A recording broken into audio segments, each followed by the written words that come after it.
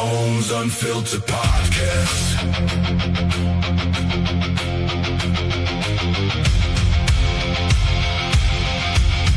Bones Unfiltered podcast.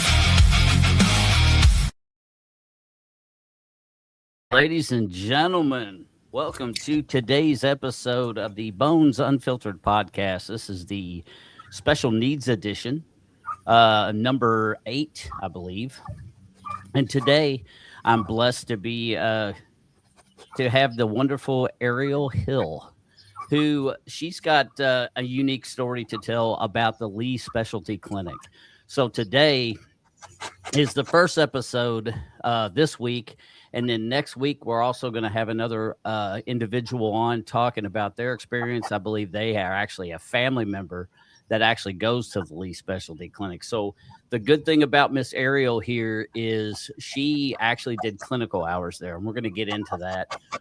And she's going to kind of give us a little bit of insight on what the Lee Specialty Clinic actually does.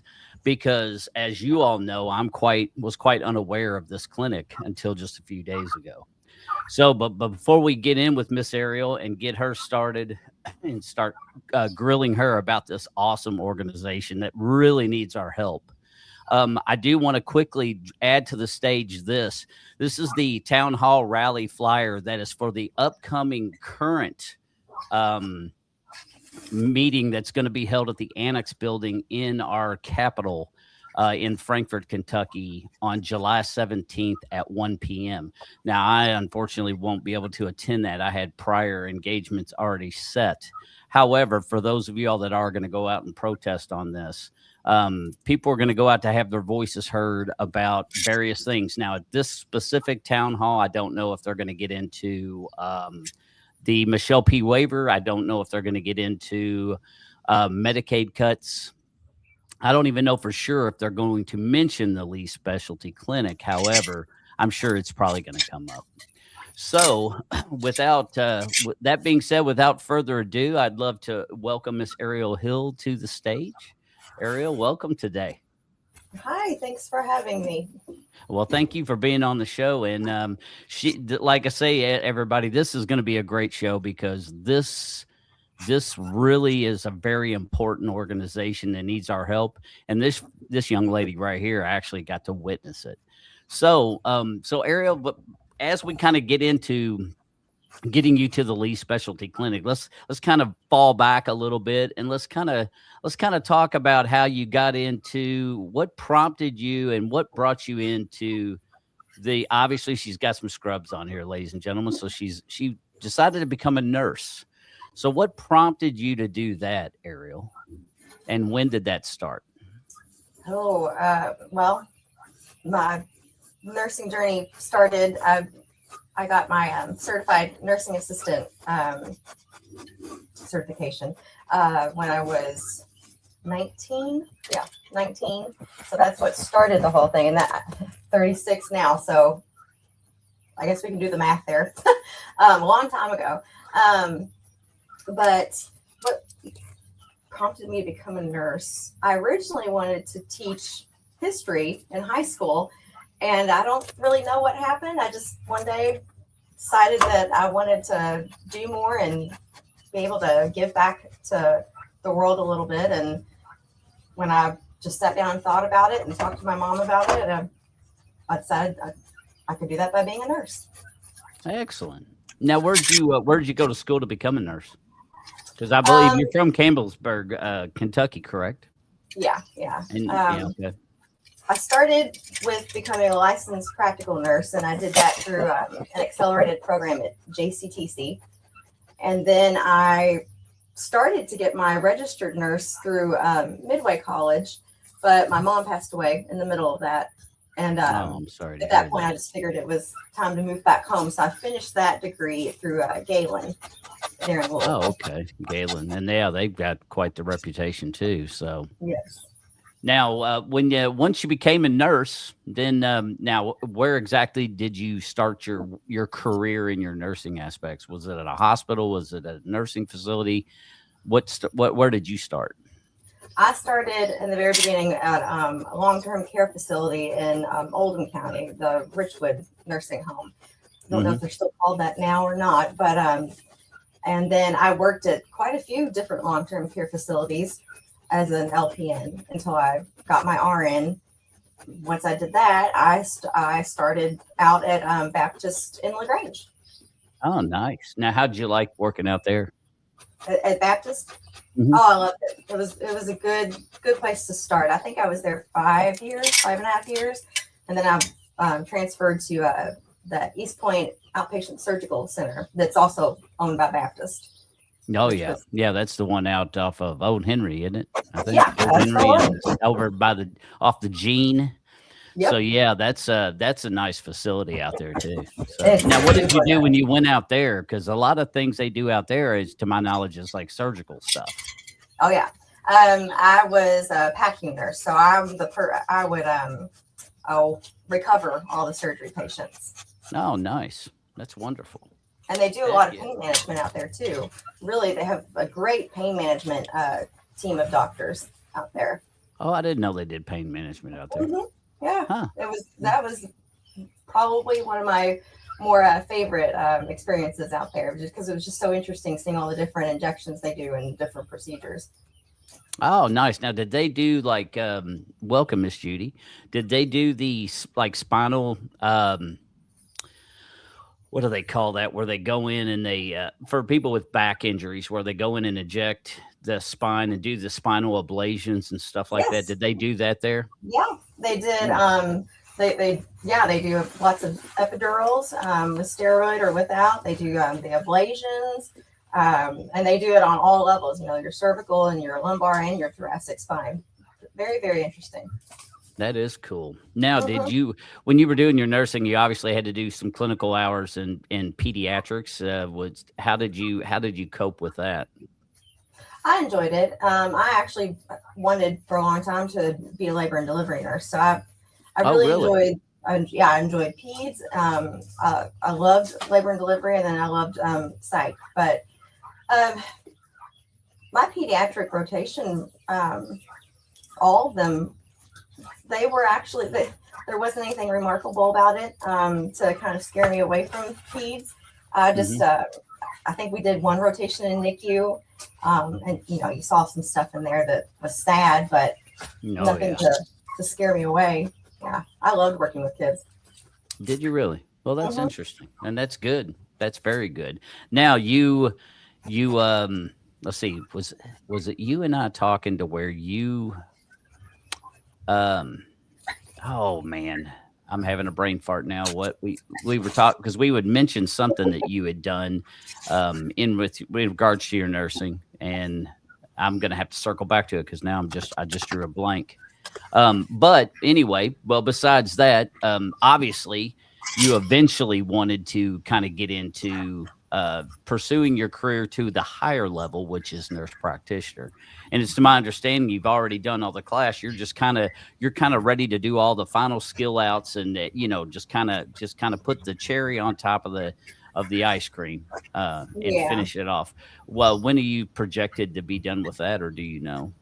I don't know the you have to apply to take your boards. Hmm. So I applied 2 weeks ago, and I'm Hmm. waiting to hear back from that credentialing center they have to email you back and give you permission to test. So I've heard from other classmates that they've waited 5 to 6 weeks. 4 to 5 was the shortest amount of time. So I'm on the countdown now. Nice. Now, Hopefully several more weeks. do you have ideas of what you want to do once you become a nurse practitioner? Are you going to change things up, or are you going to stay where you're at? Well, I have I precepted. I shadowed at a place down in DuPont called Hagen Healthcare and Psychiatry. Mhm. And I did two rounds with them, and the psychiatrist there has actually hired me contingent upon me passing my boards. So once I Nice. pass boards, fingers crossed, I get to start with him. We're hoping August 17th. Oh, absolutely. Well, Yeah. hell, that's perfect. Yeah, I love it there. Now, let me ask you, what's going on in this photo here? Was this taken back during the whole like COVID time, or what was going on with this Oh yeah, contraption here? that was a COVID photo. If they had COVID, we had to put those on. And I cannot remember what those things were called now for the life of me.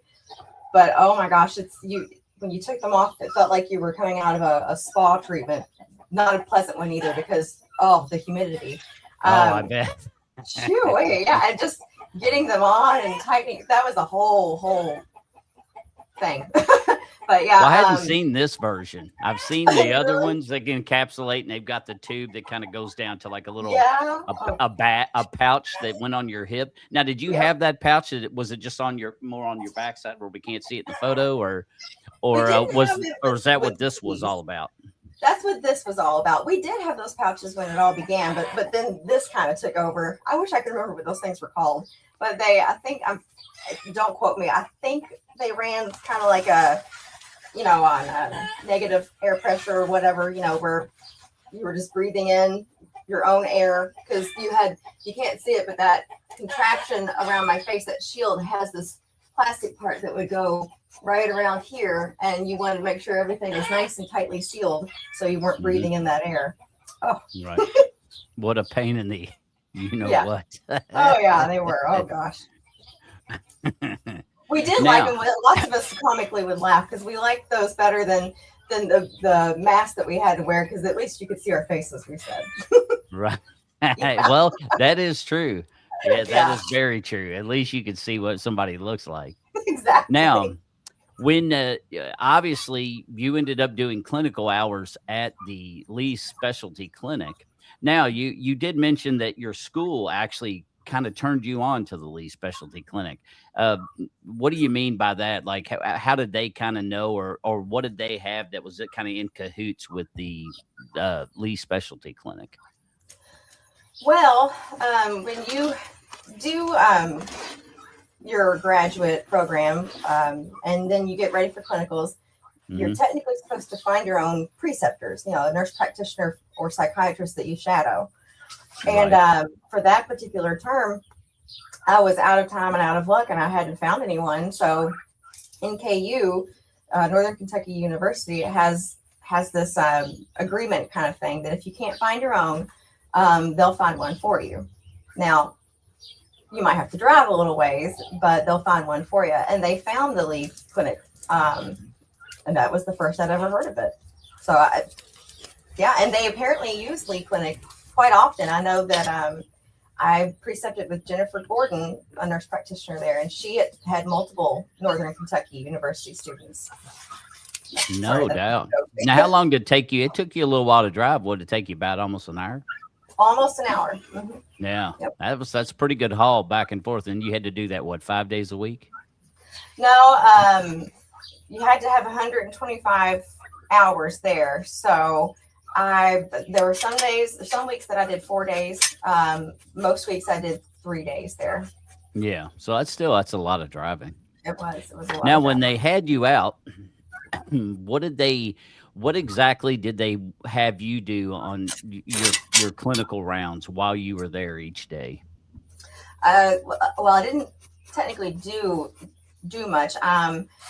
Mostly what I did was observe and do interviews with patients, but it was difficult given the population. So many are nonverbal, so it was kind of difficult to have a really good interview. What you would imagine that you need to be a nurse practitioner, but I got to be in the room with patients when Jennifer would do check on them to see if they need med refills or medication adjustments, or if they'd had something happen behavioral wise, so she could talk to them and their families and figure out if they needed something new or needed a different kind of adjustment. And then Jennifer and I would talk after each appointment was over, and she would discuss, like her decision making and her rationale behind it, stuff like that. But I did that, I got to see their dental department. I got to see some of their therapy sessions, like with OT, PT. And I heard their dental thing's really good, which, Oh, you it know, is. my son's not, he's not with them yet. But obviously who knows in the future, that could be something that could happen. And of course, we're going through a dental deal right now with him where I was a state retiree when I retired from EMS. So I got a pension. Well, with him being handicapped, he's able to stay on my stuff. Well, eventually he became a Medicare recipient and then of course Medicaid. And so it got to the point where it was like, we don't need all these extra insurance. It was more of a headache than it was anything because everybody Right. wanted to pass the buck. It's like, well, no, I'm not paying for that. Send it to them. And then you send it to them and they're like, well, I will pay that up only if they pay this. And it was just, sometimes you can have too many irons in that fire and it can make things kind of a headache. Um, but with him, like currently, he didn't need health care anymore, but he needed dental. Well, of course, at his work, it didn't. That was not on the same time with the open enrollment. So we're in limbo kind of with him on what to do. And when they said that they deal with that, along with to my understanding, the Lee Clinic does other things too. Like they pretty much coincide with a lot of these individual patients, specialty caregivers, whether it be, I guess, surgeons, like you just mentioned, dentistry, all that stuff. It's like a one-stop shop where they kind of help control and run everything for that individual. And Absolutely. and I think that's what's so incredibly important about the Lee Specialty Clinic. And here's just this is what they look like when they were down there protesting. This was their yellow shirt. And apparently it was a sea of yellow, to my understanding, when they were down there. It was one of the largest turnouts I've heard that they may have had down at the Capitol. That they had like 4 different rooms that they had were the first, the completely main full. room, yeah, and 4 overflow rooms. When I got there with a current student who's with NKU, they only have 2 overflow rooms. And it started, I think, at 1. We got there at 12:40. By 12:56, there were 4 overflow rooms. We were just shocked. It was insane. That's incredible. That's awesome. Yes. And here was the original flyer. Now, obviously, this one's outdated. This is I'm assuming this is probably what you're referring to when you went on June 24th. If you went to, unless they've had multiple ones. But obviously, you can see it's a medical oversight advisory board meeting at that Capitol. And obviously, it was a big deal because, they're wanting to slash Medicaid benefits. And Michelle P. Waiver, to my understanding, is also something that's being threatened currently. And then, of course, just the livelihood and the existence of this actual organization is on the chopping block, which is, scary because a lot of our adults, in my opinion, and I don't know, you saw it because with the Lee Specialty Clinic, it's to my understanding, and you can correct me if I'm wrong, Ariel, they definitely specified more with the adult handicap versus the children, which I thought was extraordinarily awesome because I think the adults, obviously anybody who's handicapped eventually is going to become a handicapped adult. I mean, that's just the circle of life. We all get at age. But I think a lot of times that's what the problem is the people that get swept under the rug or lost are the ones that are elder and they're handicapped. And the reason they get lost is because, maybe a lot of their family are starting to pass away, or maybe they just don't have anybody. Maybe the Lee Specialty Clinic is really the only salvation that those individuals may have. So for them to want to cut a program that vital, you're taken away from somebody who can't take care of themselves, and potentially taking everything that's important to them away. And I just think that, in today's society, I think that our government can do a better job on cutting the mustard out of things that is not as important, but messing with Medicaid, messing with the handicap, these different programs I just don't think is the way. What was your favorite thing that you saw that they did out there on the regular at the Lee Clinic that you thoroughly enjoyed being a part of?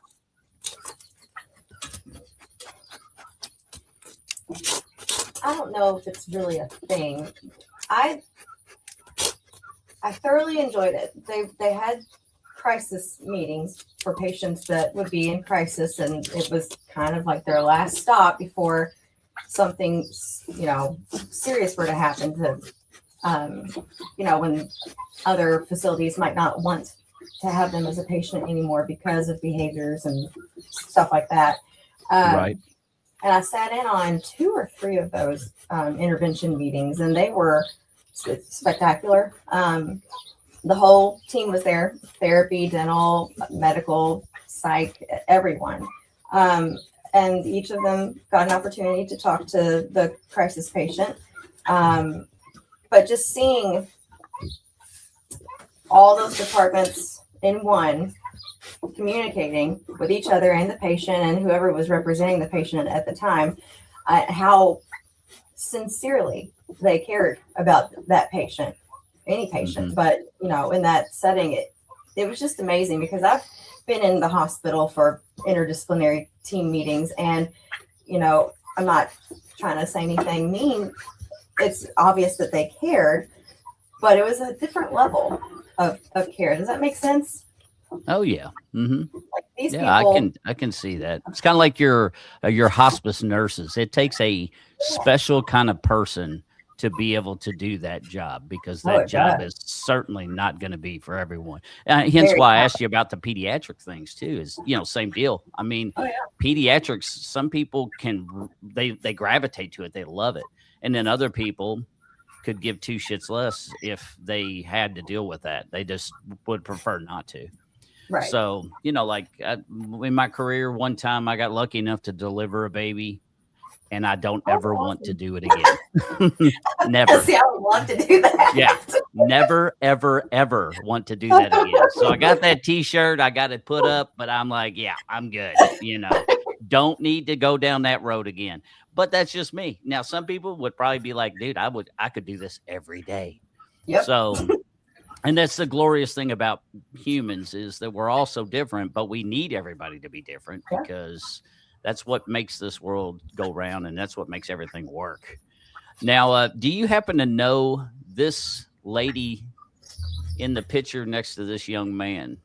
Oh, what's her? You may not, but She's a nurse practitioner there also, on the medical side. oh, she was. Yeah, I cannot remember her name right now. I'll remember it at 2:00 tomorrow morning. But Oh, that's the story of my life too. yeah, that's how it always goes. She was very, very sweet. I liked her a lot. I wish I could remember her name though. Yeah, one of the nurse practitioners. You have Dr. Robinson, who does medical, and then this little gal right here was that Dr. Robinson had 2 nurse practitioners that worked alongside her, and she was one of them. I do not remember her name, but I'm terrible with names as well. Very So sweet. now faces, I'm very good with.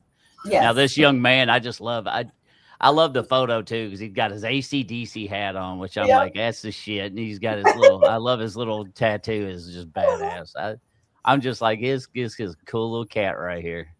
But I just Oh, thought he it was a great photo, and I wasn't sure if you knew him or not, because obviously you did clinicals, you weren't there forever, so you're not going to know everybody. But here's just yet another photo of a lot of these ladies that were down there at that protest, that were standing up for the rights of the individuals who can't stand for themselves. And I think it's just absolutely wonderful, the amount of support that these people came out, and like this young lady on the left of the picture here, and the young man here with the headphones. I have another photo of them floating around in here somewhere that I was like, well, I don't know if he's a patient and she was like the mom, or if she's one of the workers, or if they both work there. I don't know, but If I it was remember just correctly, I believe he is a patient. I know she's his sister, and then the lady in the middle of the photo, I believe, is his mom, if I remember correctly. But they are family, so they and are. Yeah. the mom and sister have some kind of shop in Louisville. I cannot remember what it's called. It's in that Lee Specialty Clinic group on Facebook, though. They really? post a lot of their pictures, and their shop name is who they posted through, like the platform on Facebook that they posted through. And I know they do a lot of work with special needs individuals because of that gentleman in the photo. Yeah, and they spoke. Both mom and sister spoke at that rally, and very, very inspiring. Brought tears to my eyes. They very powerful words were spoken from both those ladies. No doubt. I bet that was the sight to behold. Mhm. Now, I forget exactly where this is, so I should have asked this earlier, but we'll digress. The Lee Specialty Clinic, do you remember the location? Is it in PRP in Louisville, Kentucky? Off Dixie Highway area? It's off Dixie. It's in Shively. So it's in Shively. Okay. Because I cannot believe that I never knew about this place. I can't believe it, especially having a handicapped son. You know, mine's 27 now. So, I mean, it's not like that we're just now getting into this game. And it's like, how the hell did I not know about this awesome clinic? But never heard of it. I actually have some employees that I used to work with. Obviously in the county days, Rick Roller, Amy Roller, they are all nurses that actually work for the Lee Specialty Clinic now. And of course, you know, I doubt I could have them on a show because you know how it is when you work at a business. A lot of times they don't want you. I know when I worked EMS, they didn't want anybody that wasn't brass talking to the media. And I was a sergeant, and they really didn't even want me to do it. Like, they wanted your upper echelon to only be the ones to address the media. And I think a lot of businesses are that way. I guess they're afraid somebody's going to say the wrong thing and do damage versus help. And that's one thing, you know, when I found out from a couple of my individuals, another lady I used to work with too, I don't think she works there, but she definitely goes to support because she had a very bad mishap during the COVID era, and she was comatose for a while, intubated and all that stuff. She got really close to having a very unfavorable ending. And by the grace of God, she turned everything around. She's now expedited off everything. She finally recently had been expedited even off the cannulas where she don't need to wear oxygen anymore. So she's been out there hardcore and heavy. And she's the one that actually reached out to me, Katie O'Reilly, and was like, "Hey, do you know about this Lee Clinic?" And I was like, "Are you going to Frankfurt?" I think is what she asked for when you went. And I was like, "I don't know what you're talking about." And I don't know how the hell I missed it, but apparently I live under a pretty good sized rock because I did. But anyhow, I'm just so glad to talk to somebody that actually worked out there for a short time. Even if it was clinical hours, you're still witnessing something really great. Now, was that more of a day program where you saw the same patient, like, say, Monday through Friday, or was it more of a scheduled thing to where it was like they came in like once a month or once a week or something like that? How did it work with the Lee Clinic out there in that regards? Typically, about once a month they would come in, unless something more, acute was going on with them, and then she would, want to have them follow up with her in a week, sometimes 2 weeks. So sometimes I saw the same patient. I can think of one patient in particular I saw 4 times. Just in the 7 weeks that I was with her 4 times. But yeah, typically once a month.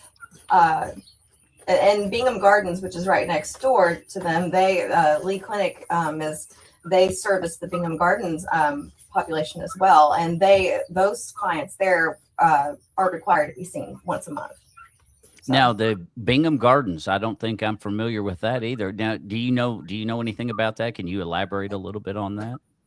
So, what I don't know a whole lot about it, but what I learned when I was shadowing Jennifer is it's I believe it's state owned and operated, and it's basically residential housing for patients that go through that kind of those crisis interventions, and it's wards of the state, people that have intellectual disabilities as well as other mental health uh, disorders, and have been deemed kind of just not safe to live on their own. So the state puts them in this housing area, and Lee handles all of their medical and psych and dental and all that kind of stuff for them.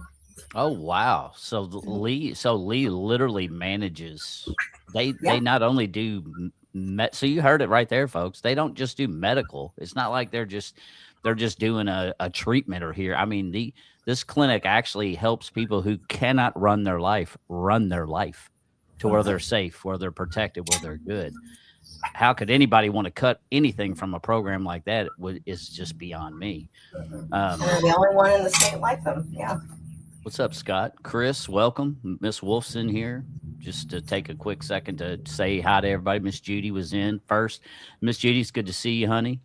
Thank you all for tuning in. And this is Miss Ariel for those that are just coming in. Miss Ariel Hill is a registered nurse, fixing to be a nurse practitioner. And she had done some clinical hours at the Lee Specialty Clinic here in Louisville, which is, as if you are a local resident of Louisville or Kentuckiana area, you are quite aware that the Lee Specialty Clinic was on the chopping block due to all these budgetary cuts. Well, thankfully, by the grace of God, they were sanctioned to continue in existence through the next fiscal year, which would be in July of next year. So make no mistake, they won that battle. On the I think it was the 26th of June, 24th of June. They won that battle and got the extension, but we have not won the war. So please, anybody out there listening to this episode, check out the Lee Specialty Clinic. And again, just to show for those who just walked in, boom, there it is, Friday, July 17th, 2026, 1 p.m. at the Frankfort, Kentucky's actual Kentucky State Capitol Annex building is where they're going to have yet another rally in support of Medicaid cuts, Michelle P. waiver cuts, and of course, this Lee Specialty Clinic. We do not want to see them go away. We don't want to see anything even being trimmed off them. They are incredibly important, as you've heard Miss Ariel here speak.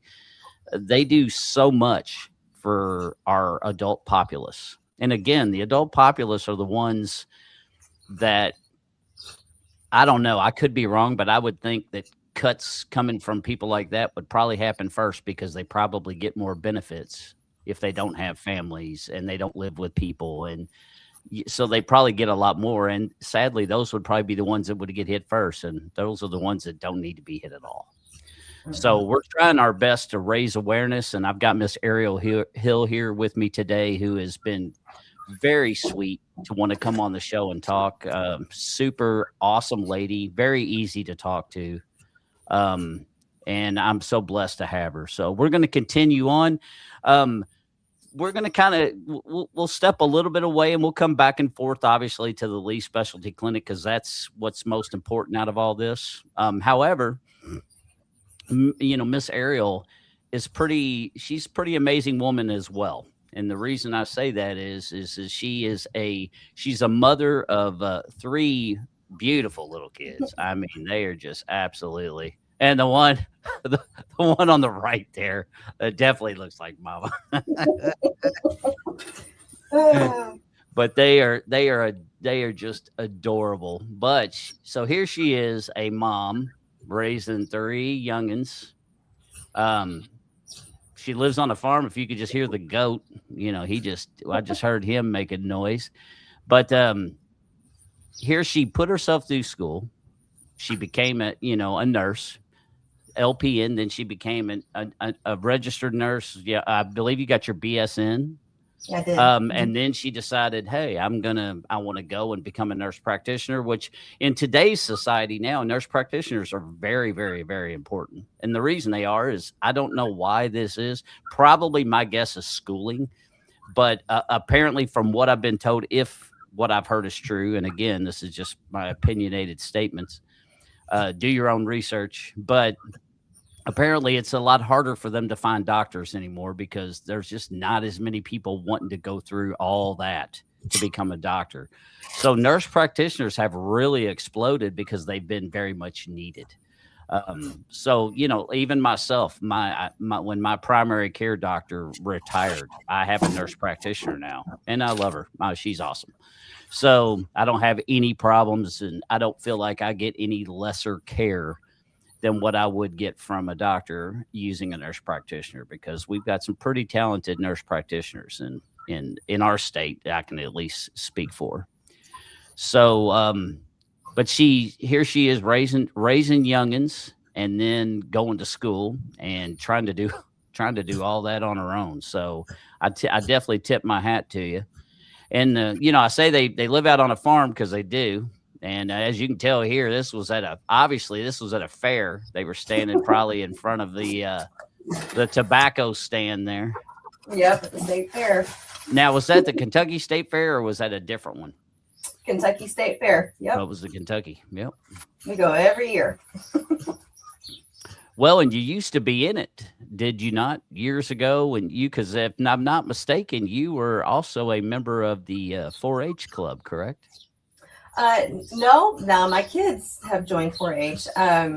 I learned about 4-H when I was too old really to get into it, because I took a stint and went to a private school for a few years, and they don't have 4-H at that school. So when I came back to Henry County, I was a junior, and I did FFA, Future Farmers of America. That's what FFA. Yeah. That was the emblem I think I saw on one of your shirts.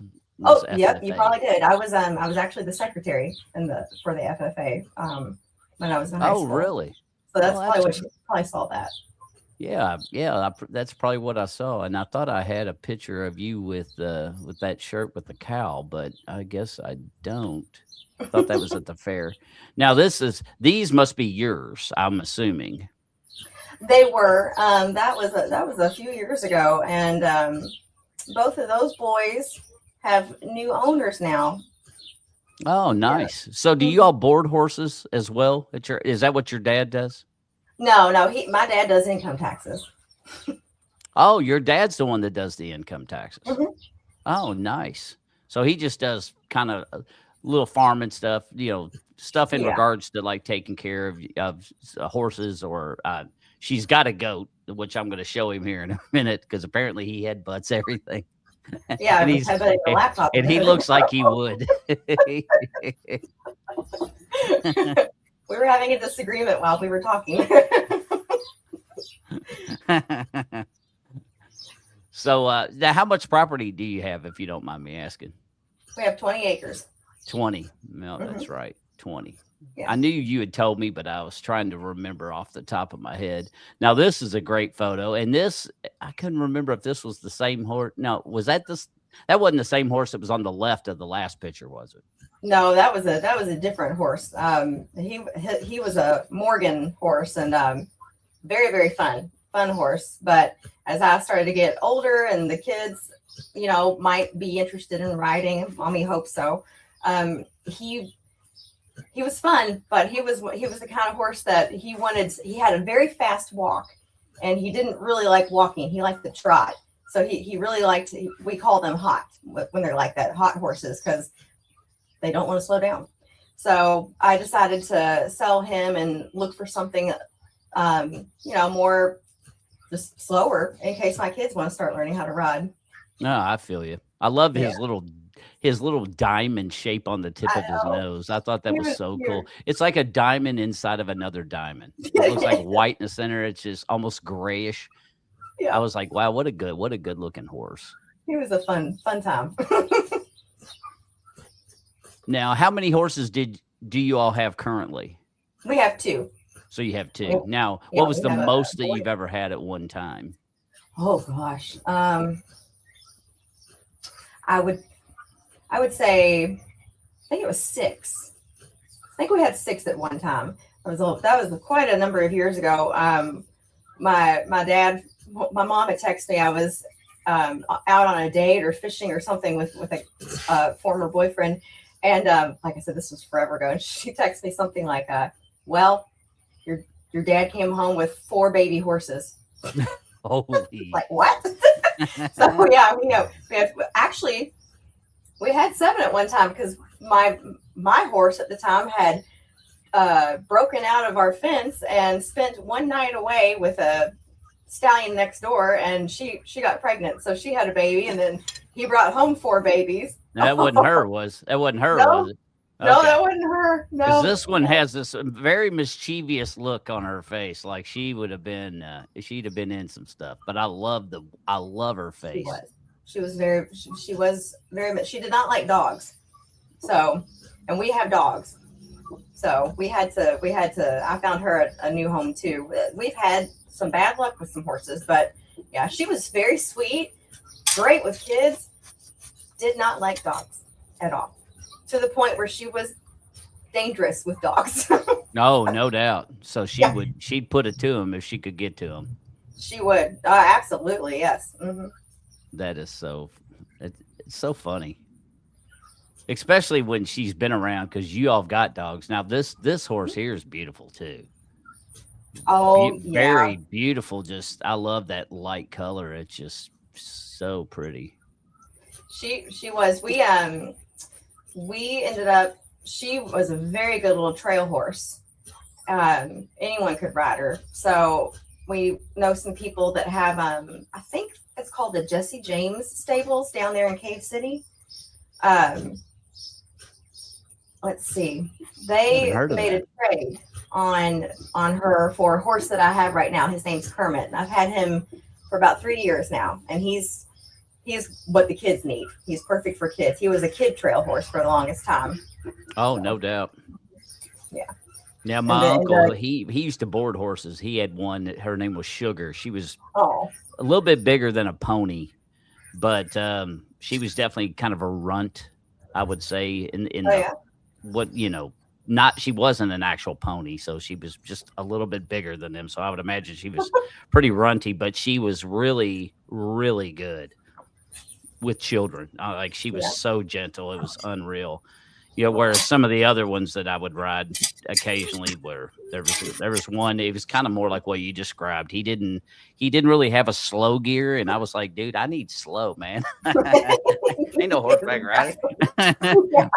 But he didn't want to go slow. He wanted to book. And I tell you what, for those of you all that don't, like, she knows, because she rides all the time, but for somebody like me that didn't ride all the time, I tell you what, it's very interesting when you're on a horse, because when they walk and when they trot and then when they take take off run, it's almost like you're on a rocking chair when they run, because it feels like you're just like, it's so smooth, but they're so quick. It's like, oh my God, man.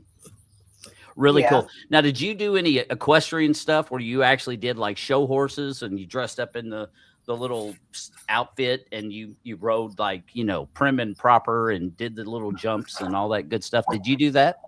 I wanted to.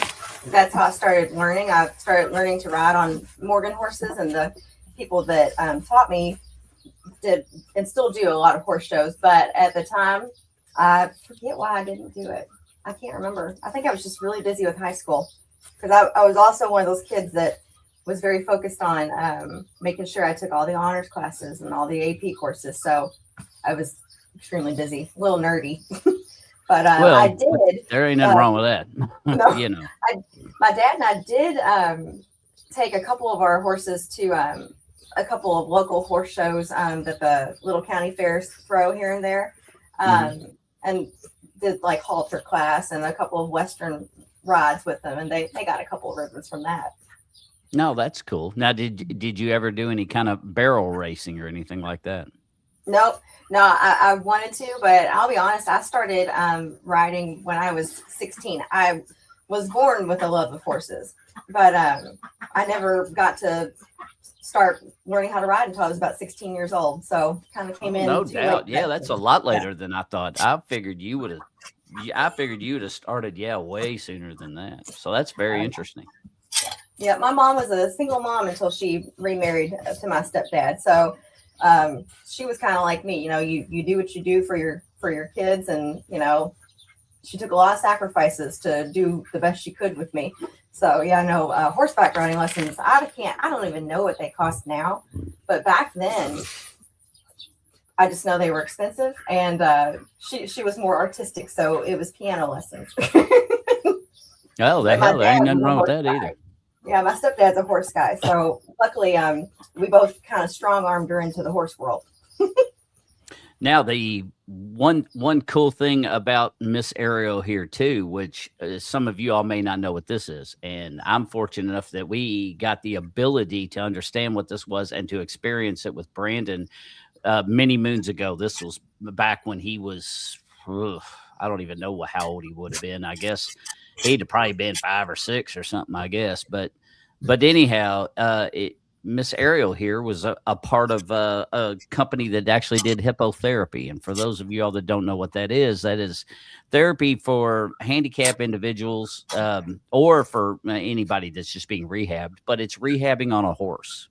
So with our son, Brandon, they actually would put him on the horse. Of course, he had to wear a protective helmet in case he were to fall off. And of course, you had guides on. You had a guide leading the rein. Then you had the, I guess you would say it was the individual that was the side workers. So all right. So Yeah. sidewalkers. Well, the sidewalkers are there to make sure that like in this situation, Brandon stayed on the horse. And it's not like they were moving fast. I mean, they were walking at a snail's pace. But that apparently it was really good for him with his disability because it helped to build core strength. I guess the movement of the horse with your body, it caused him to have to engage that core to really maintain good posture on this horse. So it was a really fun and really interesting to watch. Now, kind of walk us through that. Like, how did you find that to do that? Was that part of clinical hours? How long did you do it? And what was your role when you did it? Well, when I did it, sometimes I was the sidewalker, and other times I would be the leader. Just depended on the owner and who she wanted where. And but it was a place called the Lucy Center. It's no longer open, but it was located in Shelby County, Kentucky.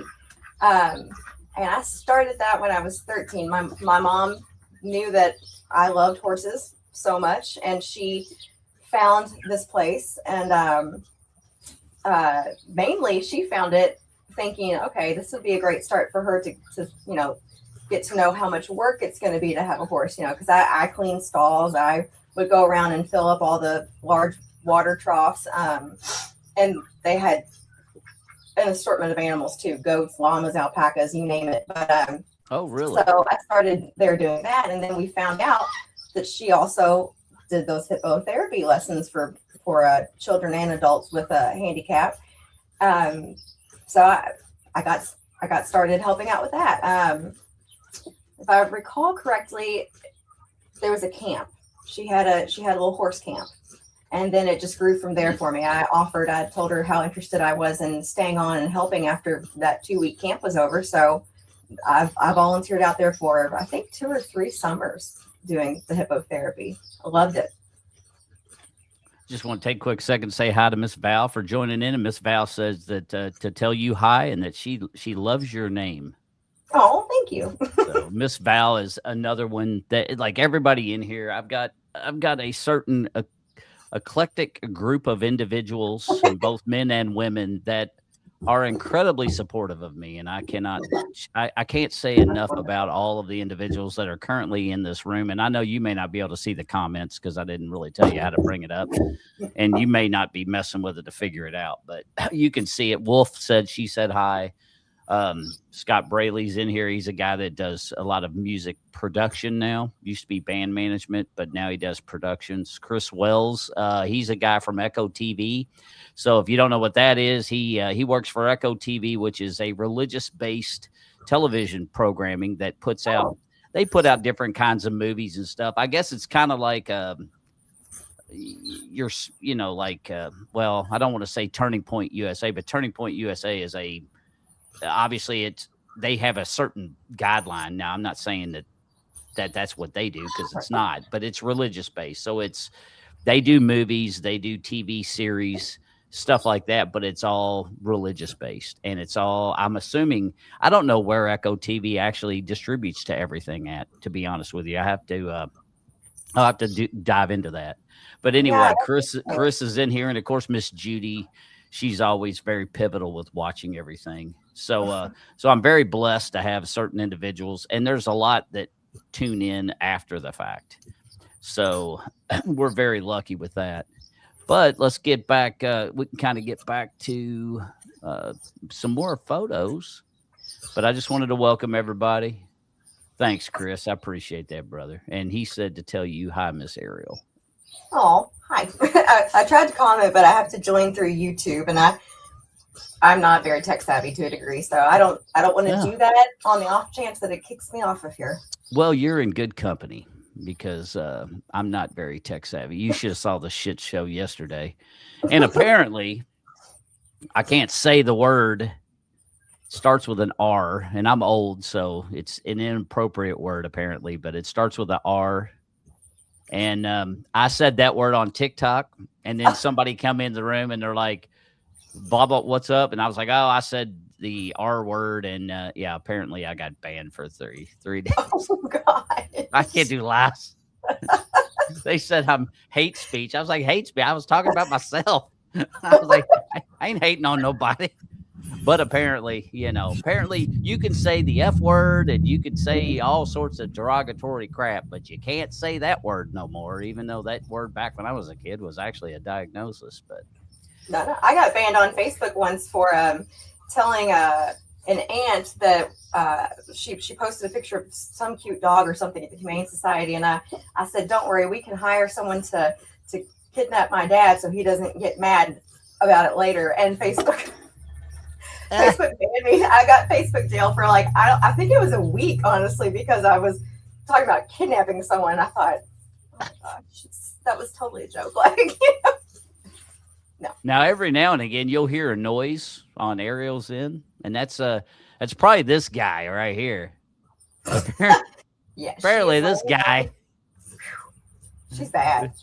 She apparently likes to headbutt a lot of shit, and apparently she gets into a lot. Very mischievous. Now, what's her name?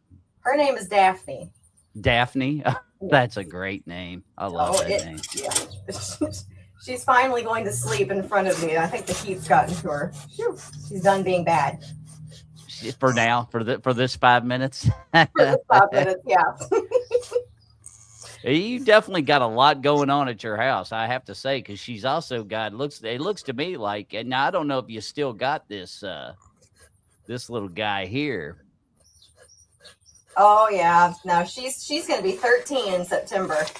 Yep. Oh, I've got an old one. He's 13 now. He'll be 14. Now obviously, she's got husky in her. Husky blue heeler. And blue. I was going to say, and it looks like blue heeler with the top part of the face.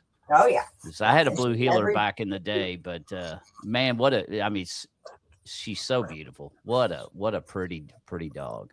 The energy on that, but the fur, oh gosh. Oh my God. You mop up a dog every day. I brushed out a whole litter of puppies from her last night. I guarantee it. I guarantee. I guarantee you did. Oh yeah. I know. I definitely know that feeling, because my dogs, I got a German Shepherd. The mom was German, full-blooded German Shepherd. The dad was full-blooded cattle dog. So she looks like a puppy German Shepherd, but she's really not. She's she's full grown. She's just cattle dog size. But here's another shot of the pup when she was little. Her eyes, and just the design on her face is just so cool. And of course, the perky ears that stand up like radar dishes. I mean, you gotta love it. But she almost blends in with the snow and the leaves.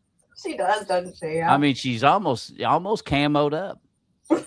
Very, very pretty dog, though. Very, very pretty. She's a good girl.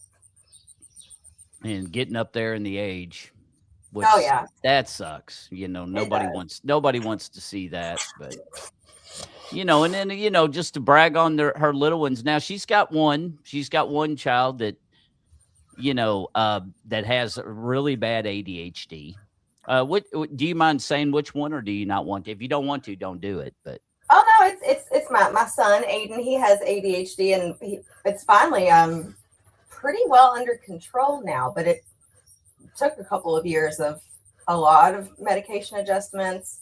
mm, We've had to struggle with the schools a little bit and getting them to be patient and allow him, to be able to stand at his desk sometimes and, kind of rock back and forth a little bit. Just, and I mean, even neurotypical people, kids can't sit still for very long. So yeah, I mean, I have ADHD and I find myself moving around in my seat and tapping my foot. So to be a kid and have to sit for 8 hours at a desk constantly, it's just no, that ain't gonna happen. that's Yeah. too much. Well, and I'm like you. I don't sit still. I can't even. I have to move when I'm trying to go to sleep. Yep. I'll sit there and it's almost like I'm rocking myself. I'm like, Jiminy, I'm such a weirdo. It's like, God dang, man, unbelievable. So I probably got it too, but just back when I was a kid, they didn't give a shit. No, They they didn't didn't. care if you had that or not. Here's Mm-mm. another shot of the kiddos. I thought this was a really cute Aw. photo because with their little bows and their hair and stuff and matching outfits. Yeah, that was back in March. Well, you got a good looking family, that's for sure. Thank you. Very. And there goes that. Oh, there he is. That sounds like my neighbor's behind me. I'm like, oh yeah, That Richard, his name is Redford, Redford. named after the Robert Redford. Yep. Ah, and he'll cock-a-doodle do all damn day, won't he? Yes, he will. Yes, he's Now very. I found I did find a really cool. I found a cool photo of that you had, and obviously it is cool. I mean, without a doubt. When I bring this up, you're going to know you had quite a few of these, so obviously you're quite passionate. I just thought this was a killer photo. Oh Uh, yeah.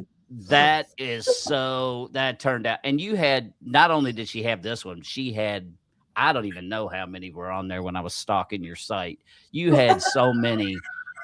And this is called what is this called again? It's called the Aurora Borealis. yes. Mhm. Thank you. I could not remember to save my life. Such a cool photo. Now, how did you take that? And what did you take it with? Oh, that was my phone. And it took a long time to figure. You had to. There's a button that you push to. Maybe it's the raw. There's like is it raw RAW button on? I have an iPhone. And then you It had to might be. there's a contrast thing, exposure. It was an exposure type of button, and you're not really editing it, but it's allowing that camera because it's dark outside to capture as much of the original color of those lights as it can. I guess it's like time lapse. Did it take a while to do it? Yes, thank you. See, So time lapse. Not tech savvy at all here. Well, see, two minds. We're able to figure that out. See, two minds Yep. are better than one, so that's good.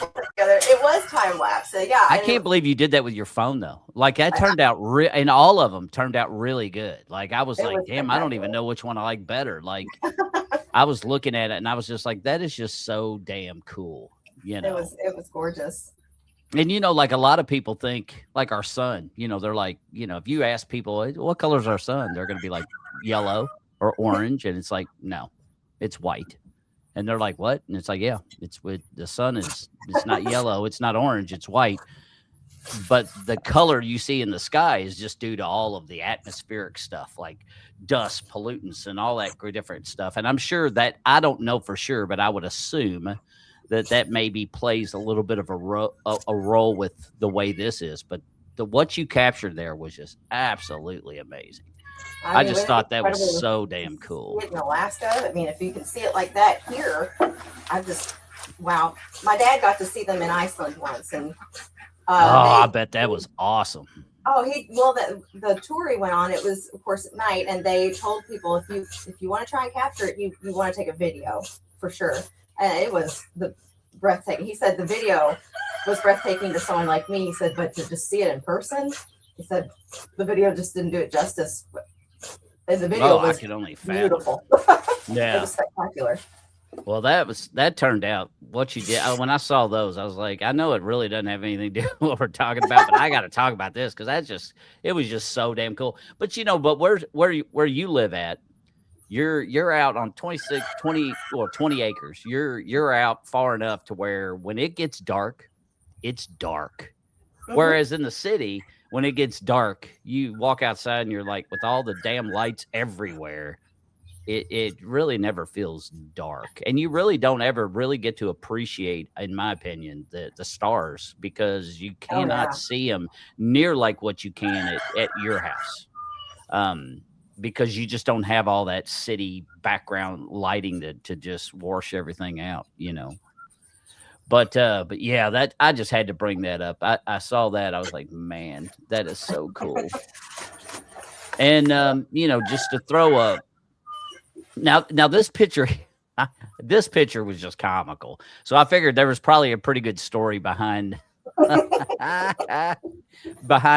Where were you and what was going on in this prehistoric egg? That egg. Have you heard of Dino or Jurassic Quest? That's what it's called. No, I haven't heard it. Where's that? Is that thing that's out near like cave? What is it? Cave City? Oh, no, is that Dino World? Maybe that's Dino. I've never even been there either.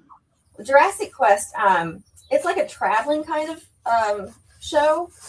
I guess you could call it a show, but it's going on right now. I think in Lexington or Cincinnati, but we caught this in Louisville, and they have, I forget how many, at least 50 life-size dinosaurs on display that you can see, and then they have robotic ones too. That a lady will come around carrying this baby T-Rex, and its neck moves and stuff, and you can pet it and kind of feel what their skin would have felt like. And then they have ride-on ones that are just hilarious. Different levels, and you can have a T-Rex, you can have like a brontosaurus, and they move around, and it's kind of like a theme park ride, really. But that's the neatest thing. And then they have another area. It's the same exhibit with a Jurassic type of fish, sea creatures, and they had a megalodon. It was really cool. Oh, no doubt. Yeah. It was a neat thing to go see. Yeah. No, that's a bunch of bouncy houses too, which not my favorite thing. Takes forever to get those kids out of those things, but oh my gosh, yeah, I can only fathom. Sure. Yeah, luckily mine never. I don't know if we ever even did a bouncy house, but now mine are old enough to drink, so I don't have to worry about it. Now if we're in a bouncy house, we're in for different reasons. Yep, it's so true. But yeah, that's I just had to show some of them photos, and then again, just a few more photos for people since we were talking about the Lee Clinic earlier. I mean, here's just another collage of different pictures that people had posted, and you could see it's kind of hard to tell, obviously, in this photo, but you can see that there was several different rooms. There's a lot of yellow shirts, and apparently that didn't even do it justice. With the amount of people that actually turned out for that. So I think it's wonderful that we have that many people that want to kind of help our special needs community out.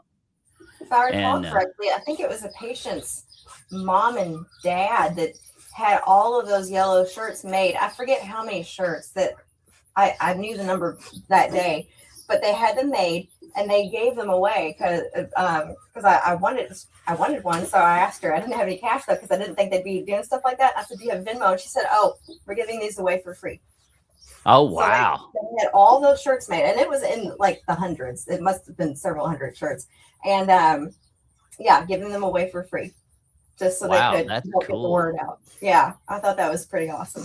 Now, this is what the outside of the building looks like for those of you all that are in the Shively area that are looking for the Lee Specialty Clinic. Yeah. There's the outside of the building.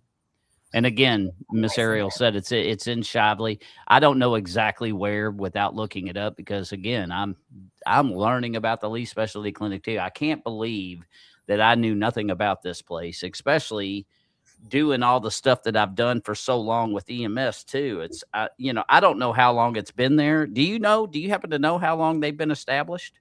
2014 was when they were established.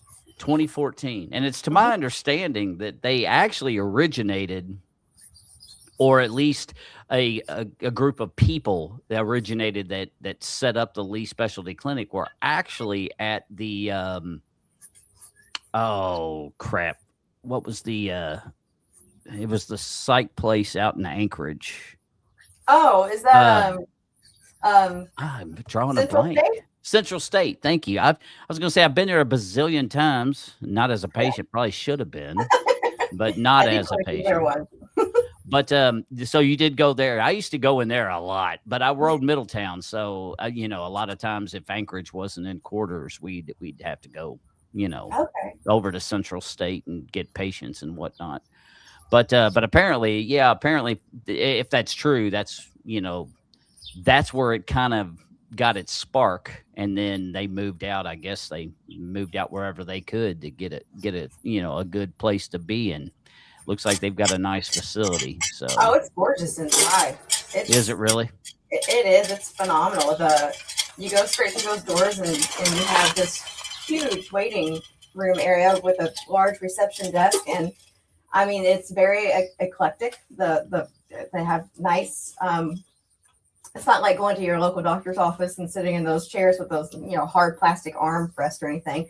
Like it's couches put along the walls, and they have pictures of patients and different things hanging on the walls, professionally done. It's beautiful in there.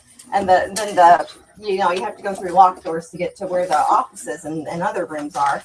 And back there too, I mean, everything's so clean. And it's just it's not sterile looking. It's very warm and welcoming. The building itself it's beautiful. It's beautiful. That's awesome. That's a really lot of cool. care was put into building that building, in my opinion, at least. Right. Now, roughly, how many people you may not know the exact number. I'm sure you don't, but roughly, how many patients do you think the Lee Specialty Clinic actually sees, like say in a given year? How many clients they have that come out to them? It sounds to me like maybe once a month. What do you think they have out there? Now, I know that's a hard question. That is a hard question. I don't honestly know, or I don't think I could guess, but I know when they were shutting it down, I think I had read multiple times over, they served 1,500 clients. Wow, that's a lot. And apparently there's a waiting list. Like you just can't go and get on. Like it's kind of like the Michelle P waiver. You gotta bide your time. And for those of you all like my son, I don't know how long we had to wait to get him on the Michelle P waiver. It took a long time, but of course he's been on it now for years now. But there's people, to my understanding, that have waited, like in excess of like say 4 to 8 years and still have not got their number called to where they can get on this Michelle P waiver. And that's a very nice program as well. It's very beneficial, but it's one of those programs that you just can't get in. It takes time. Same with kind of like what you're talking about with the it sounded to me like that place that's near the Lee Clinic that I forget what you called it, but it turned out it was more like a living, like condos for special needs or apartments. And 24-hour staff too. And 24-hour staff. So it kind of sounds to me like, kind of like that, like it's, they just got it's just a one-stop shop. Now, what's the thing that they focus or maybe that they do the most? Yeah, like, is it more psych? Is it more behavioral in regards to outbursts? Is it more um, your doctor's like nurse practitioner, like your what do they call that? Your primary care kind of thing. How would you classify the Lee Clinic in that regards? I would say, now, I don't know if this is accurate, but if I had to take a guess from what I was there witnessing, Hmm. um, I'd say it's a really probably even balance between psych slash behavioral and then, your physical, occupational, and speech therapy. Oh, And then got you. the medical just kind of comes with it, like getting your labs done and stuff like that. That's, if you need labs for certain meds are on, or if they're not feeling well, and they get them in. But I saw a lot of psych behavioral stuff, and then a Hmm. lot of their therapy all day, every day, pretty much. Nice, Mhm. excellent. Well, that's I'll tell you, I've learned. It's definitely learned more about this place. I'm so interested. It's just so cool. I just can't believe that I didn't know anything about it. I know. I'm I still was blown away. How could something that awesome be right under your exist. nose and you not even see it? I was flabbergasted when I looked it up. I thought, oh my god, because I told you I worked for Cedar Lake Lodge there for a while, and I think when I worked for them though, Lee wasn't open yet, but and I'm still affiliated with people that work with Cedar Lake, so just for me to not have even heard of Lee Clinic, I was shocked. Now, once you become a nurse practitioner, do you think you want to do more of the behavioral aspects or the psychological aspects of the patient's care, or do you want to focus on primary care? What's your end goal with the once you do finish your nurse practitioner? What you're knocking on the door, all you got to do is skill out. What do you think you want to specialize with that? Well, I specialized in psych, so So you did. psychiatric nurse practitioner. Oh, nice. Yeah. And what's awesome is she said before, she's already got a job offer pending that she just passes her final boards, which she's already made it this far, graduated. That's just one more hurdle she's got to jump through. So, and I wish you the very best when it comes to that. Oh, thank you, thank you. I'm ready to get that done. Now here was another photo. This is just a photo of you just all dolled up. Oh yeah, a long time ago, I think. I love your hair in that though. Looks Oh, good. thank you. Yeah, I miss it being long. I had to get a lot of it cut off. Here's the goat again. Apparently, I had some pool damage from it in my hair last year. So the lady I go to, she cut, well, it was down to here, I think. So she cut a lot off, and it was actually up to here when she cut it in Oh. August. So it's grown. I like my hair long. I don't like it short. Yeah. So the chlorine damaged your hair that bad, eh? That's what she said, but I'm questioning that because we've had a pool for a long time, and I've never had chlorine damage like that in my hair. So I don't know. Yeah. I don't know. Well, I know chlorine is hard on shit. That's for sure. Oh, sorry. The goat is back to being. I was a going to bad say goat. I can hear the goat is She's up scratching her in- rear end on the chair I'm sitting on because oh. I won't pay her any attention. Now here's the people that I knew from the clinic. I don't know if you recognize any of them. Now the two on the right, obviously the real short, the shorty, Amy. Shorty there, she and then the guy, the Chris Crinkle, aka ZZ Top looking guy back there in the back. He was actually my first. Once I was kind of being precepted when I started EMS many moons ago, and once I got cut loose, and you were precepted in a 3-man unit, then you got cut loose, but you still were with a preceptor to kind of making sure, like you were far enough along where you could do your own shit, but you Yeah. still kind of had to have watchful eyes on you to make sure that you were, you didn't have any issues. Well, that's what Rick did. So I rode with him on nights, and he just made sure that I didn't do dumb stuff and was still staying the course. And then, of course, Amy is his wife, and she used to work at county as well. So did the young lady there, Katie. She's the one that actually introduced me to the Lee Clinic. So she was like, "You don't know about it?" I'm like, "No," but she worked for county as well. So all three of those were county brats, like I was back in the day before merger. And then merger happened, and that's why Rick's white, is because merger happened. See all that white beard and hair.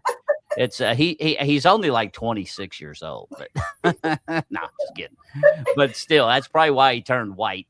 He got into management, and then of course merger was just a headache for everybody. But I love all three of these peeps. They're good, really good people. And yeah, I met Rick and Amy when I was there, and they were both very, very sweet people. Well, everyone that I met there was amazing and kind. But yeah, definitely can't forget those two because they always have those big smiles on their faces. Oh, heck yeah. And they're very passionate and about the program as well. So once I found out they were even there, because hell, I haven't seen them since, well, I'd say I've been retired now. I want to say it's almost 9 years. Oh. 9 years in August, maybe. So I've been retired 8 or 9 years. It's a lot. So it's been a long time. So I don't see as many people as I used to. Oh, I hear ducks now. Oh yeah, the duck population is descending upon me.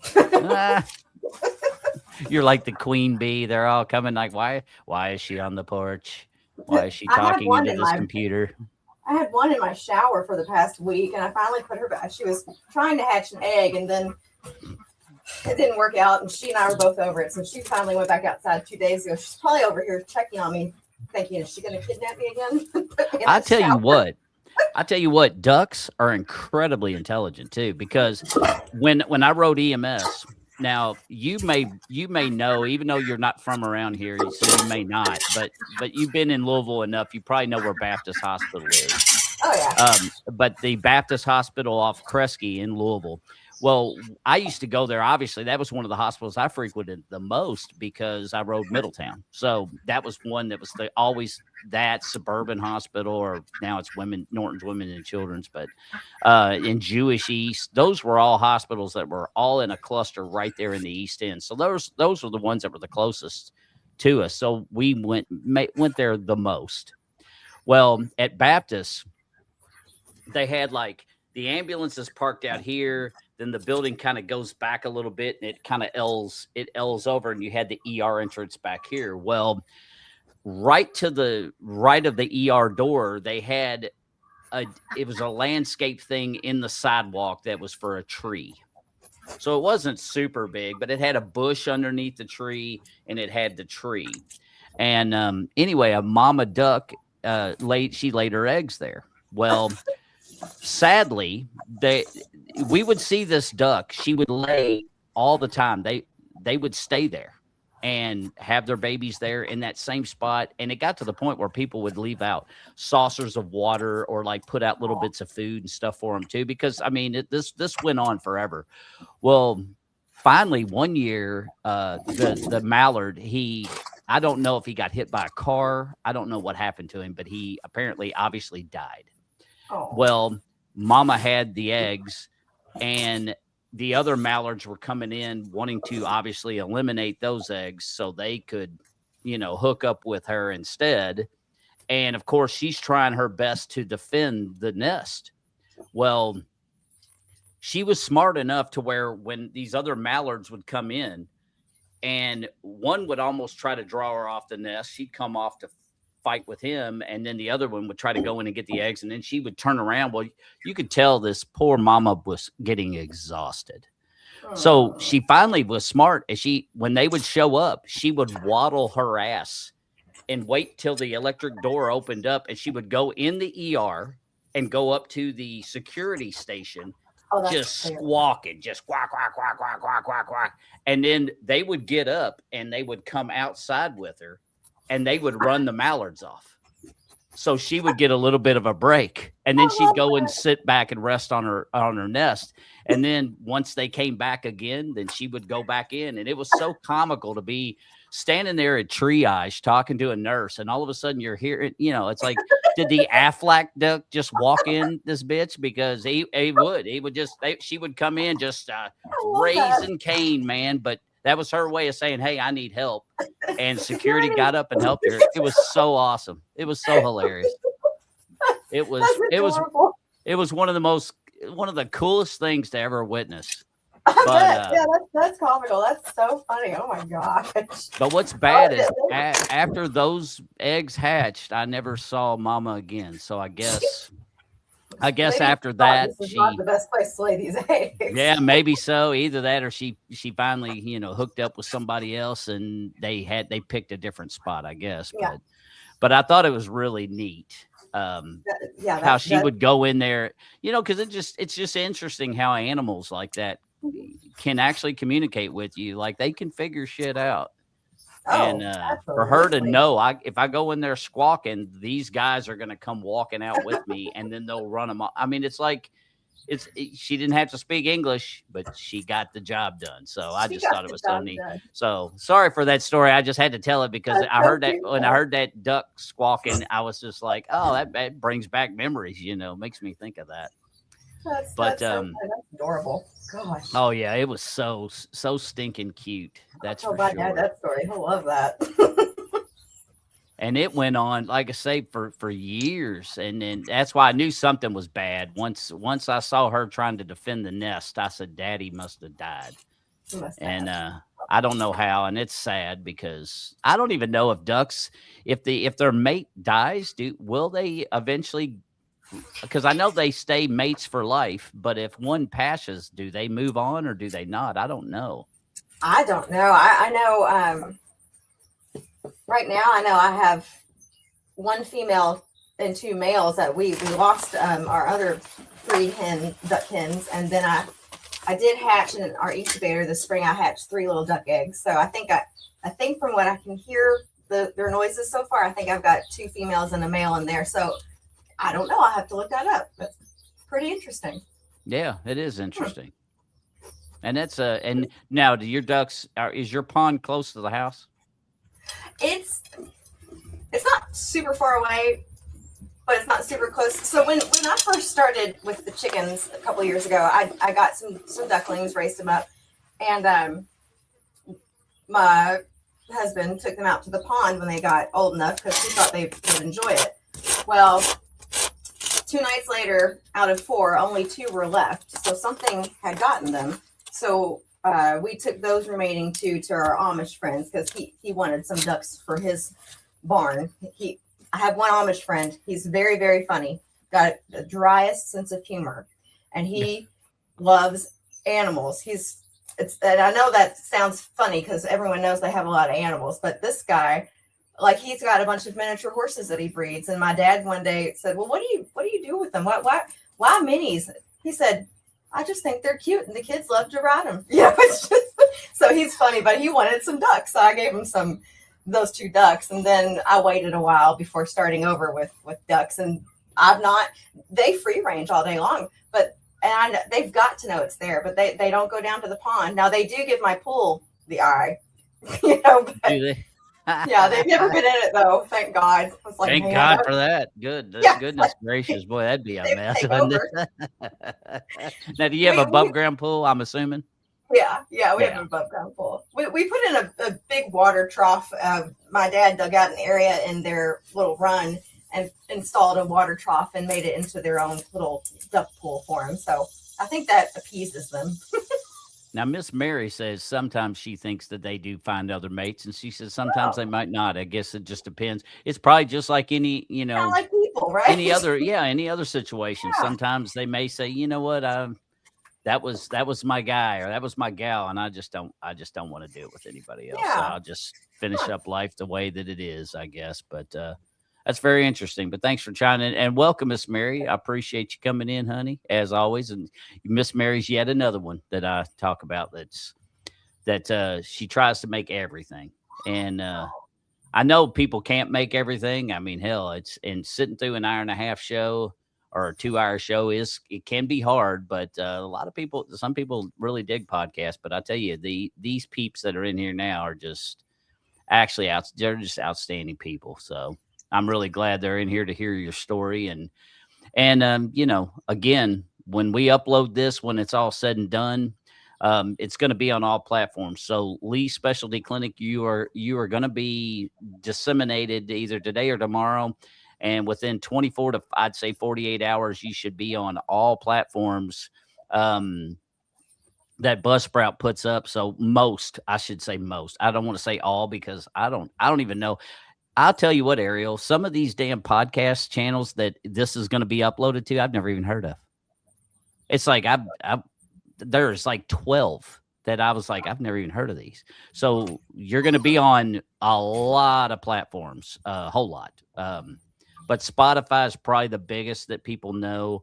That's audio based. YouTube, my YouTube channel is always going to have what you see. So you'll always get to see her as well as hear her on the YouTube channel. A lot of the other ones just go to audio because it's so dang expensive to do both. And I already spend a lot of money to do what I'm doing. Yeah. The middle of the road package is already expensive per year. So especially when you're not making any money doing it. So it's like, or you're making little bits here or there, like stars or something for Facebook and I don't know, TikTok. Well, apparently I don't know how to be a good boy on TikTok. So apparently I got my pee-pee slapped yesterday for being insensitive. Whatever, but got to be the bad boy every now and again. I think I went through I thought I had a picture. I thought I had some more in here, but I guess I don't. So anyway, I think I've gone through most of the photos on here. But I tell you what, you've got a great looking family. It sounds like you got a pretty definitely a cool life. I mean, living out where you live, you got a lot going on, and you're furthering your education. So you got to tip your hat to you for that, for sure. Now, are you going to be going to the rally on July? What is it? This one again? It's Friday, July honestly. 17th. I'm not sure if I'm going to be able to make that one. My kids are doing a summer camp that's an all-day thing right now, and that will I have to pick them up at 3:30. So I don't think I'm going to be able to make that one. Rally, yeah, and I can't make this one. Now, I'm sure there's going to be many more for all of you all out there. I mean, the Lee, like we were saying in this podcast, for those that are joining late, the Lee Specialty Clinic is definitely one of them that's on the chopping block in the future due to budgetary restraints with the state of Kentucky, and Medicaid and Michelle P. Waiver are on chopping block as well.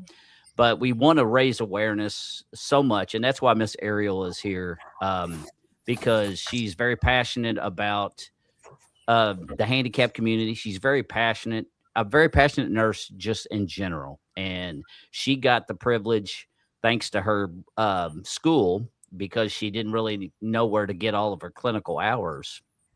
They actually hooked her up, and they allowed her to find the Lee Clinic, and she said just what short time she spent doing clinical hours out there, she said she actually loved it, and it was a really, really great program. And that's why when I reached out to them wanting to do a podcast, she was one of the first ones that chimed in and says, hey, I would love to talk to you about it. And I'm so glad that she did, because she's a very good speaker.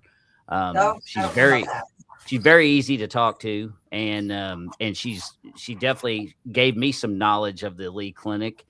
And we're only going to get more from here, folks, because the next episode we're going to be doing on Tuesday will be a young lady by the name of Sharon, and she's got a autistic daughter who, to my knowledge, if I understood everything correctly, which we're going to make sure, if not, it'll be cleared up on Tuesday, but she's a patient out there, and that Lee Clinic had done wonders for her because she had a lot of very bad, violent outbursts. And I've got pictures that I'll show on that episode that the Sharon had sent me um, that her child destroyed her house. I mean, it looked like they got ransacked. So it just shows that even with people that deal with handicapped individuals, or especially uh, different ones like say autism or whatnot, that sometimes they have outbursts, and they it's not like they're trying to be shitty. That's just what happens, but you got to deal with it. And there's a lot of people out there that couldn't, because it can Mm. be a lot, especially when they explode. And sometimes they're very, very friendly. Sometimes they're very cooperative, and then it's like a light switch. All of a sudden, you could ask them to do something, and they ain't having it. So the places like Lee Clinic actually work to instill into these individuals that there is a certain etiquette that needs to be you kind of need to adhere to. And they're not going to learn this without people educating and helping them. So you got people like Miss Ariel, which I guess she's this way. I think I'm mirror image, but Miss You got Ariel here, she she's going to be one that is pivotal, and especially what she's doing, because she's going to be a nurse practitioner here very soon. And obviously, as you just heard her say, she is specializing as well with the kind of the behavioral aspects of things, so the psychological side of things. So that's a very interesting topic, and you never know where you may see Miss Ariel in the future. So I will say one thing about the Lee Clinic that you don't find, among many other things about it, that you won't find anywhere else. The second day that I had clinical there, they had I guess one of the employees smelled gas. So they had to evacuate the building and call in, the fire department to come clear all that up. And one of Jennifer's patients doesn't like to come into the building anyway. So we saw that gentleman in the parking lot in the car, and it wasn't just because of the gas situation. They do this quite frequently. Some individuals, lots of people with mental health disorders don't like change. So change in environment, anything unfamiliar. I mean, I only have ADHD, and I don't like change. So you know how that is. So, but they see them in the parking lot. So I thought that was pretty cool, how they adjust what they do just in order to make sure that those patients are taken care of. Wow, that is cool. So they'll actually say, "Oh, Johnny's having a bad day today and don't want to come in." Okay, well, let's walk out in the parking lot and let's hang out with Johnny. They do. They hang out.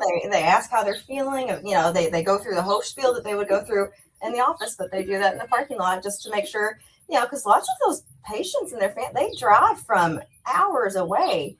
So and they do such a good job of it too, but they just want to make sure that they get the care that they've driven hours and hours to receive, instead of. So the Lee Clinic they'll serve people that don't even live in Louisville. Oh, all over. People would come from, Richmond and Pike County and Bowling Green's not super far, but it's still a drive. They way up in northern Kentucky, because it's the only clinic like it in the whole state. So people. I did not know that. Drive for several hours just to have an appointment for that. Yeah. Mm-hmm. No, I didn't realize that was the only one like that. Yeah. And yet, and then here we are. It's hard to believe we're even having a discussion about shutting it down. If it's the only one they got, it's like, and I was talking, not to be overly redundant, but I'm going to do it anyway. Why? Because it's my show and I can do it. And people don't get tired of hearing it, but I'm going to beat this horse. I think that in our society today, I spoke on this on the podcast the other night, and I think you would agree with me. I mean, everybody hates cancer. Cancer sucks.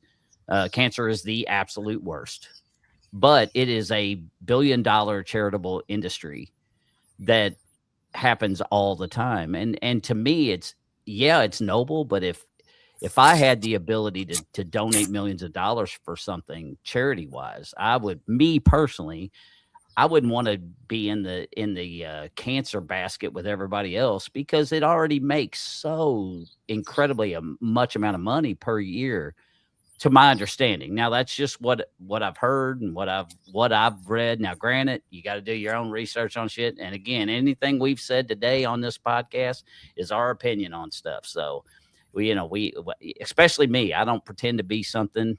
I ain't nobody. So I'm trying to learn about this stuff too. But to me, if you're going to donate millions of dollars to a charity, it's like, why do they always want to be on the cancer bandwagon? And maybe it's because it is the worst thing ever to humanity. And it is, the worst disease. And they want to have their name attached to that way. If there is a huge breakthrough, I guess it's like, hey, I donated to that. But it's like, to me, I don't understand why people don't want to donate to stuff like saving the Lee Clinic, and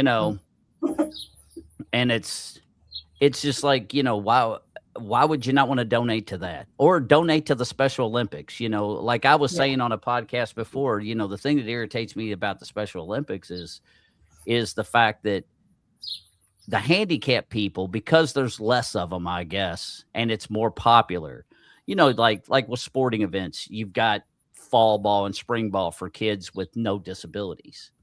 But then like with us, we'll take softball because that's what's currently going on right now. We have softball in August, July. And it's like, so the most vulnerable people we have in our society are the ones that have to go out in the hottest time of the year to participate in sports. And I just think if somebody donated millions of dollars instead of cancer to say, hey, maybe we're going to help start your own, buy this land and put up this great big facility for you all. And that way they can use it. And it's just for them, just for the handicapped. They can run their programs the same as everybody else. That way they're not doing it in the hottest time of the year, or the coldest time of the year. They can be in a climate controlled area, or at least minimize the amount of heat exposure or something that our vulnerable community have to face if they want to participate in sports like everybody else. So I don't know. With that rambling, I just think that sometimes money is better well spent. But then I also have read shit, which you don't know how true it is, and not to get political, because I try to stay out of politics and religion, because you can't win with either. But I have seen some weird shit that if it is true, our government spends money on some pretty asinine shit. And it's like, well, you're threatening to cut something like the Lee Clinic, which is so incredibly valuable. And but you want to spend millions of dollars on some nonsensical crap that it's like, even if you find out what the hypothesis is on this, what does it solve? Nothing. So it's like, why are we spending money on that then? Why don't we spend money on something that does make a huge difference? And you heard it from Miss Ariel here today, folks. The Lee Clinic does a superb job with taking care of people. And apparently it's not just Louisville. They are coming in from all over the state of Kentucky. So I thank you so much, Miss Ariel. Mary said, Miss Ariel, it was nice to meet you. I know. It was nice to meet you guys too. I can't comment because, like I said, I don't want to get kicked off before prematurely, but it was nice to meet everyone too. You all are so sweet. Yeah. And thank you so much for taking time out of your day to do this show, because this is really the first big one. I've been mentioning the Lee Clinic, but you're the first one to get this kind of kick started. So I learned a whole lot from you today. So thank you so much for sharing your knowledge and your experience of working out there, because it seems like just an amazing place.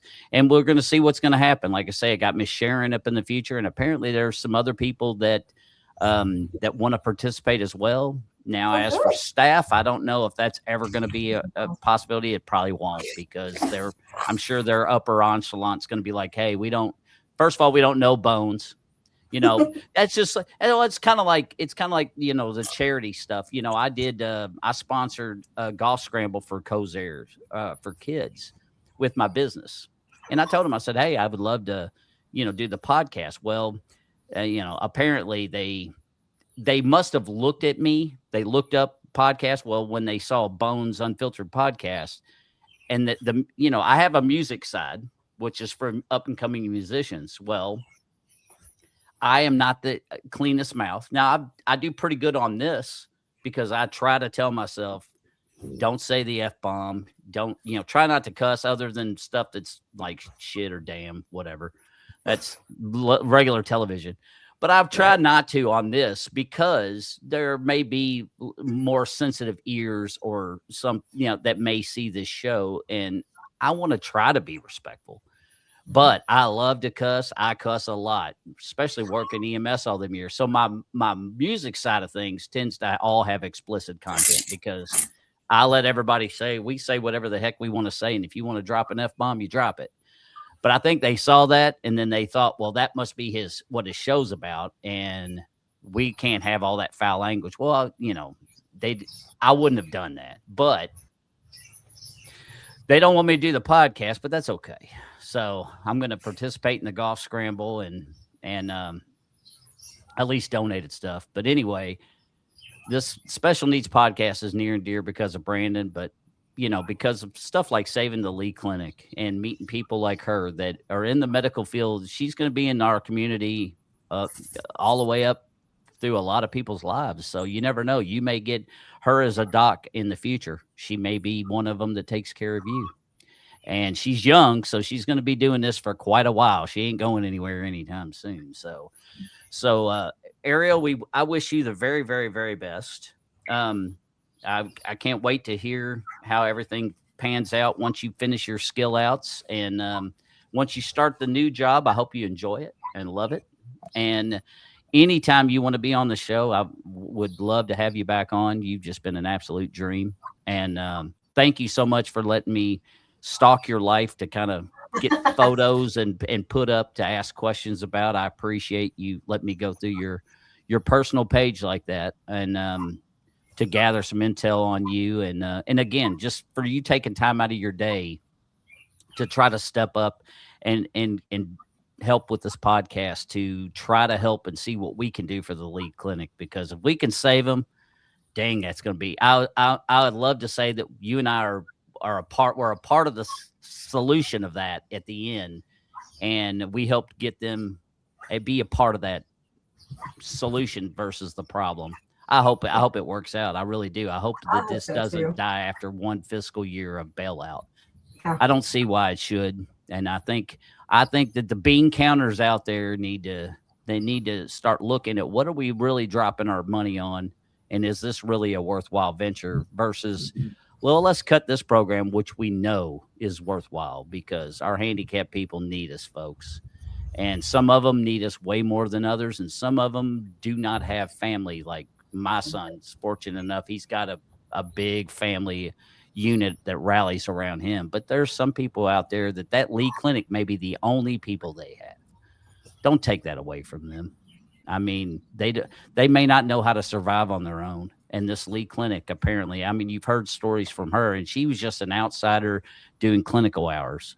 And the stuff she told me was already amazing. I can only imagine if you worked there, what the stories you could have of hope and of everything, So again, Ariel, much love. Thank you so much for taking time out of your day. Thank you so much for letting me. Yeah, I had a great time. I look forward to seeing you in the future. And hell, you never know. It sounds like neither one of us can really make this meeting, but this ain't going to be the last one. So you never know. We may end up down in Frankfurt together sometime. And, if I can learn my gimbal and take that thing, hell, I'll just go live and we'll just do a bullshit thing while we're down there in front of the Capitol. I think that would be fun. I think so. Yeah. All right. Well, ladies and gentlemen, thank you all so much. We're at an hour and 45 minutes. So that's actually pretty dang good. So I'm going to get ready and sign off for now. But again, this is Miss Ariel Hill. Thank her so much for joining into this podcast and sharing her knowledge with us. And I look forward to the next one, which will be on Tuesday with Miss Sharon.